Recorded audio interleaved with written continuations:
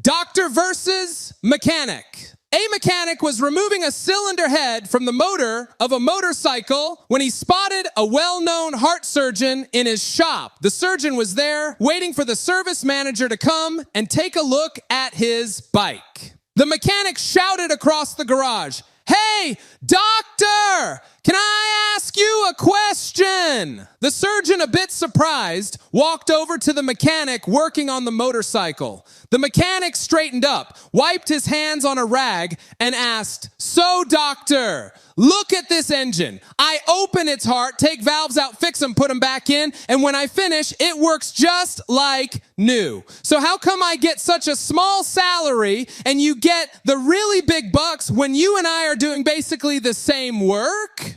The surgeon paused, smiled, and leaned over and whispered to the mechanic, "Try doing it with the engine running." Okay, so I was talking to some doctors the other day. Yeah, you know how doctors love to compete, right? An American doctor says, "Medicine in my country is so advanced. We can take a kidney out of one man, put it in another, and have him looking for work in 6 weeks." And I'm like, wow, 6 weeks?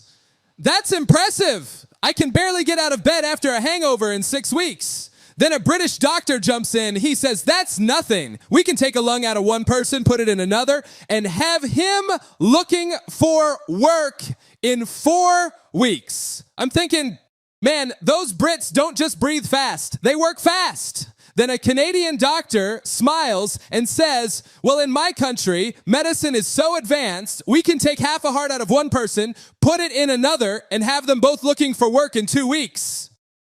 And I'm like, okay, now they're just showing off. Then finally, a Ghanaian doctor clears his throat and drops the mic. "You guys are way behind. We just took a man with no brain, made him president, and now the whole country is looking for work." And the crowd goes, boom! See, in Ghana, our medicine isn't just advanced, it's political genius. Man, some people think they too smart. Some people just follow their instincts. When I was young, I said, "I'm going to be a doctor." They give us the entrance exam. Letters, P-N-E-I-S. Question, rearrange and name an important body part, most useful when erect. Somebody answers spine. Smart, careful, long-term thinking. They're doctors today. Everybody else? Nah, they follow their instincts.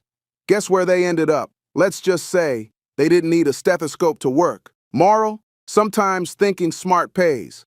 But other times, instincts pay better in cash. I'm telling you, life is crazy when you start paying attention to who's wishing you well. Teachers. Oh, they wish you stupid. Yeah, stupid. They don't want you too smart.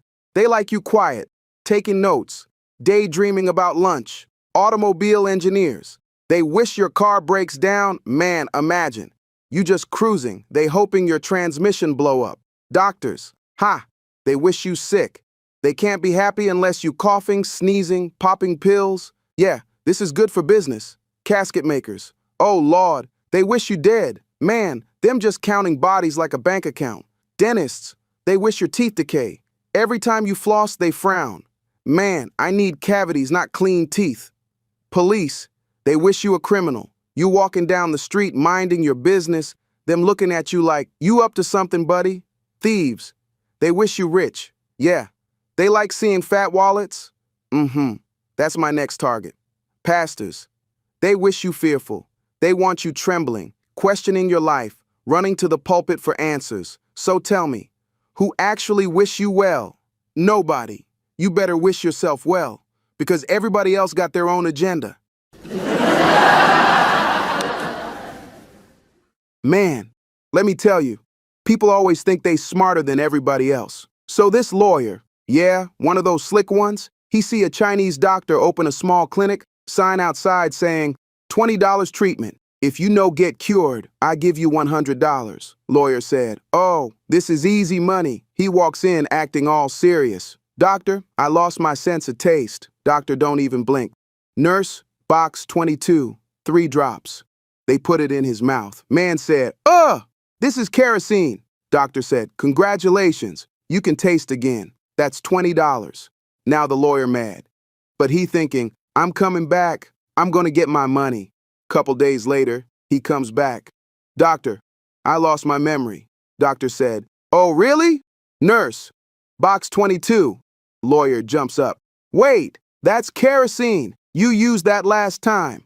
Doctor smiles. Congratulations. Your memory is back. That's $20. Now the lawyer is heated. He said, nah, this man playing games, I'm ending this today. He comes back one more time. Doctor, I can't see. My eyesight is gone. Doctor looks at him, pauses, says, I know have medicine. Take $100. Lawyer grabs the money, looks at it. This is $20. Doctor leans in, real calm. Congratulations. You can see again. That's $20. So a baby is just born. Everything looks normal. Little nose, little toes, all good. But this baby, oh no.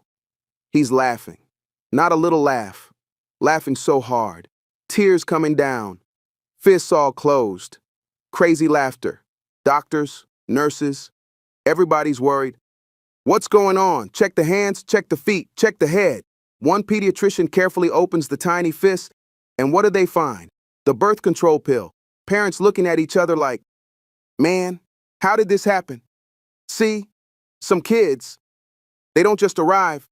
They come ready to cause chaos.